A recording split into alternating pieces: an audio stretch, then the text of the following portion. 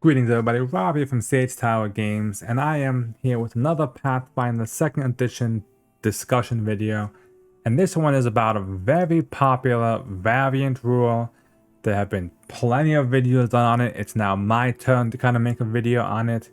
And that is, of course, the free archetype variant rule.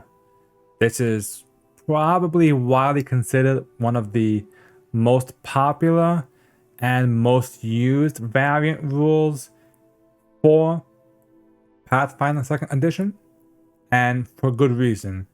It does a lot for the game, a lot for the players, without breaking the system. As written, however, it's kind of a weird thing. So basically the way it works is it allows your players to gain some sort of free archetypes. So every even level, they gain one extra feat that can only be used for an archetype feat. Now, the book, as written, like I said, goes on to this whole concept of, well, maybe all the players have this same archetype that kind of connects them together. And some sort of weird, maybe they're all pirates and they have like a pirate archetype. And you may want to like trim the list down so to limit what they can do. And it puts restrictions on, for instance, how many feats you can have before you pick a new one, etc., etc. Those are all okay. They also provide you some limits on possibly multi-classing or not multi-classing with these archetype feats. And again, this probably comes down to whatever the GM decides and what the homebrew essentially rules that you guys come up with. Obviously, you want to limit the kind of what they call like the resiliency type feats. The feats are kind of that scale based on how many number of archetype feats someone may have. But other than that, you're kind of free to do what you want with them. And that's how I think they should be played. Because a lot of archetypes that they have in the system, and even some of the new ones that they keep adding with every new source material book, is really cool, but they're not worth the feat slot. You have these cool ideas that just is like, do I take that or do I take an actual ability from my class that would actually improve my class? It reminds me a bit of, for those that may have used it in first edition, and I'll admit, I only used it a bit near the end of first edition, really. The background skills variant, which kind of allowed your players to have a few extra skill points that was just used for some of the more non-adventuring type skills. The crafting, some of the obscure lore ones, some of the ones that, let's face it, nobody really put points in unless they had to. Because most people in first edition put the points in like perception and, athletics or the knowledge checks or, stealth or whatever. So it gave people a way to actually build up some of these other skills without impeding on that. And this is kind of what the free archetype does as well. It allows you to kind of expand your character, give it a little bit more flavor to it without breaking the game, without making your character too powerful. Yeah, there are some archetypes that might be a bit abusable, combined depending on what you build with the character.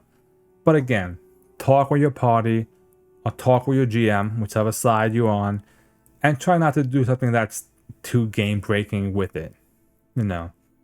Flesh the character out, maybe give them a little extra boost, but don't make them so that it ruins the fun for everybody at the party. Or everybody at the table. Sorry. Now, for my personal use, I've used this in my second edition game, and my players have enjoyed it. It's a lot of fun. They enjoy getting the extra archetype feats. Some even, like, you after a while, you kind of even run out of it because you're not sure what you need them for at some some points, but it's still pretty good to kind of have that extra expanding and new ideas for what to add to your character.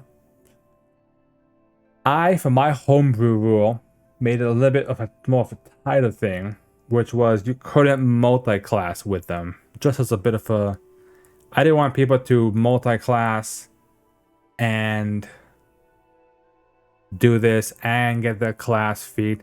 I kind of wanted to focus on letting them use it for primarily the archetypes and not for other class feats. And kind of say, like, if you really want to multi-class, that you still need to pay for your actual class feat. Again, that was my homebrew rule, not the rule as written. I feel like that was just my way to limit multi-classing and cherry picking from different classes. Either way, it didn't seem to bother my group, and like I said, I've done it in a few groups and they've enjoyed it, and it just helps, adding a battle medic, adding brawler or martial arts or bastion to a fighter class while still getting all the class feats and stuff makes them a much more fleshed out character. My ranger has the Beastmaster archetype, so he's literally like a Pokemon master just walking around, 2 different animal companions that he can swap pretty much at any time he wants, depending on the situation, and even like channel the energy of them now. These kind of unique ways to play the game. A druid that is essentially a battle medic that can heal and help take care of the party in between battles almost to full health, really. So there's so many good ways that they can do it, and it's not totally breaking the game. None of the archetypes are like making it so that they don't they don't go unconscious, they can't die, they're not bowling over the enemies, but a few extra good abilities helps a lot. Does this mean you should play for it? No. If it's not for you, don't do it. If you have a relatively new party, I mean like brand new to tabletop, maybe don't do it for them. It might be too much of a choice. Pathfinder already has a lot of choices compared to like possibly 5e for D&D. And if you're trying to you don't want to overwhelm them with giving them an additional choice, especially if you put restrictions on that choice. Make it simpler, or if you really want to do it, limit the list down so that they don't have to scroll through pages and pages of archetypes to try and figure out what they need to do. So otherwise, talk with your players or talk with your GMs and see what they think. This even came to me, I believe it came to me from a player who was like, hey, this variant rule looks really cool. It's a lot of fun. Let's try it. And I looked at it and I was like, you know what? Sure, why not? I'm not gonna say no. If it breaks the game, we can edit it throughout the campaign. But if it's fun and it gives the players a lot more time to build and flesh out their character, go for it. I'm not gonna say no to that.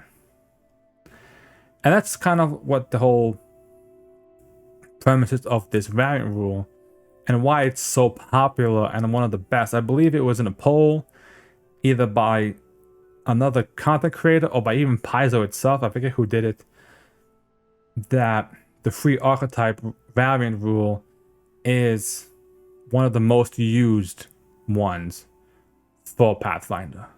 Everyone loves, not everyone, but I said most people used it compared to some of the other ones they have, which are a bit more lesser known, to be honest. But overall, it is, in my opinion, one of the best ways to enhance your game without breaking it and giving your players enough flexibility to really build their characters. So, do you guys use the free archetype rule? Let me know. What kind of fun little builds have your players made or have you made with these new kind of variants? So post them down in the comments and be sure to like and subscribe for more Pathfinder 2nd edition content. Thank you guys for watching, and I hope to see you guys in my next Pathfinder 2nd Edition video.